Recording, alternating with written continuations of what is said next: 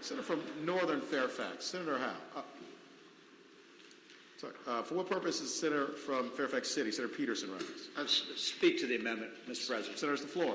Thank you, Mr. President. Ladies and gentlemen of the Senate, I'm going to move that we pass this amendment by for the day and then speak to the motion. Senator, has the floor.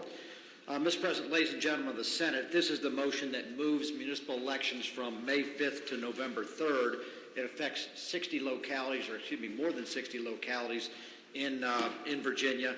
It's problematic on a number of fronts. First of all, it basically voids all the local charters that require those elections to be held by June 30th. All of those localities, to the best of my knowledge, reorganize on July 1st, and therefore those terms are ended, so they need to have the election before June 30th.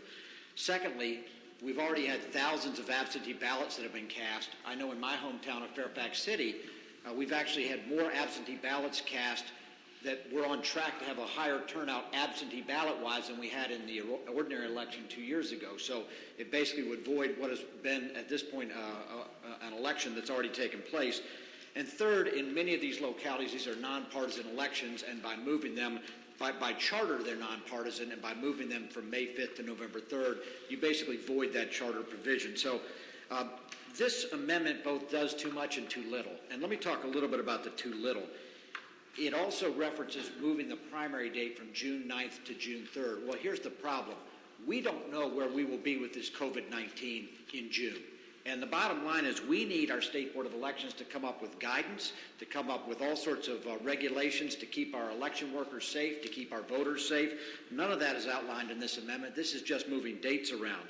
I have prepared two pieces of legislation in anticipation of this issue. The first one would move the municipal elections back to June 16, and then also would ask the State Board of Elections to come up with specific guides on social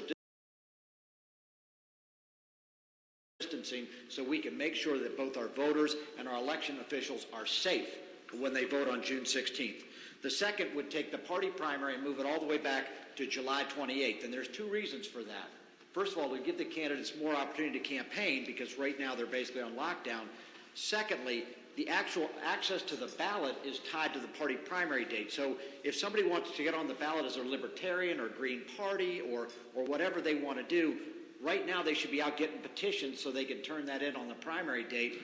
Right now they're basically, because of the shutdown, or they're going to have no opportunity to do so. So that's not what democracy is about. So ladies and gentlemen, in order to get to my legislation, in order to really address this issue, we really need to get to a special session.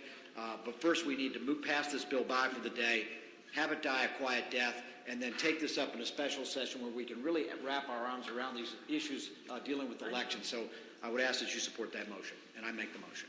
Thank the Senator. For what purpose is Senator from James City County, Senator Norman?